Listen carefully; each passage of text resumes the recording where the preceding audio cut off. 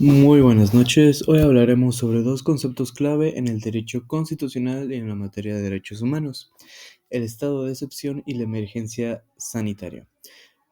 Podemos decir que son conceptos que podemos relacionar muy bien en estos años específicamente, ya que en el 2020 sufrimos la pandemia que azotó por el COVID del 2019.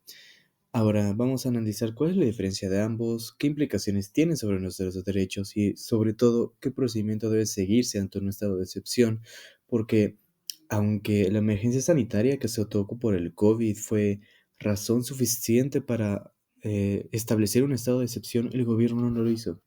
Así que hay que establecer ciertos elementos que hacen la diferencia entre estos dos conceptos.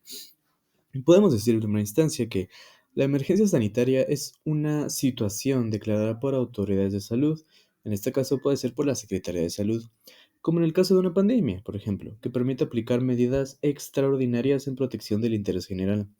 Estas medidas pueden incluir el cierre de establecimientos, suspensión de actividades escolares o laborales, lo cual sí pasó, el confinamiento o el uso obligatorio de cubrebocas, como también pasó. En México, estas acciones se sustentaron en la Ley General de Salud y fueron ejecutadas por la Secretaría de Salud y el Consejo de Salubridad General. Ahora que ya analizamos este concepto, vamos al estado de excepción. Es una figura jurídica que se prevé en la Constitución, específicamente en el artículo 29. Es una medida extrema, la verdad, que permite suspender temporalmente ciertos derechos, pero únicamente en casos de perturbación grave de la paz pública o de seguridad nacional. Para declararlo, de hecho, el presidente necesita autorización del Congreso y debe sujetarse a control judicial por parte de la Suprema Corte. Su finalidad es básicamente salvaguardar el orden constitucional. Podemos decir que las diferencias esenciales de estos dos conceptos es que la emergencia sanitaria implica medidas extraordinarias y sin suspender formalmente los derechos, mientras que el estado de excepción sí autoriza la suspensión de estos mismos, pero obviamente siempre bajo control legislativo y judicial.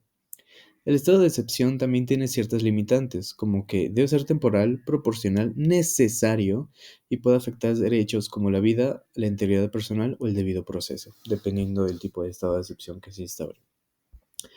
Ahora, durante la pandemia, México no declaró estado de excepción como se mencionó anteriormente, lo cual fue muy controversial, ya que algunas restricciones como la suspensión del derecho a trabajo o la educación presencial se aplicaron sin haber seguido el procedimiento constitucional que correspondía.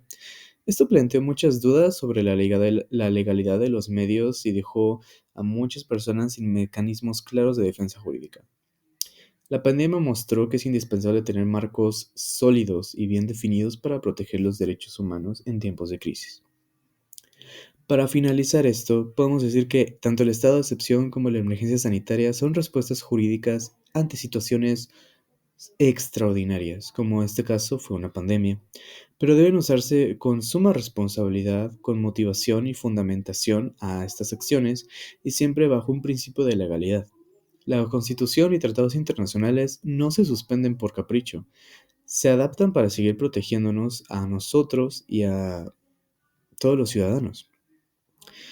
La pandemia nos demostró que es necesario seguir estableciendo precedentes para mejorar lo que es el estado de excepción, porque esta emergencia sanitaria fue algo de seguridad nacional, fue algo que nos impidió continuar, pero parece que no hubo aplicaciones legales al respecto, solo implicaciones de salud. Así que esperemos que esto fuera algo necesario para que el gobierno tuviera que reaccionar de una manera mejor y poder instaurar un estado de excepción en casos de seguridad nacional. Gracias y buenas noches.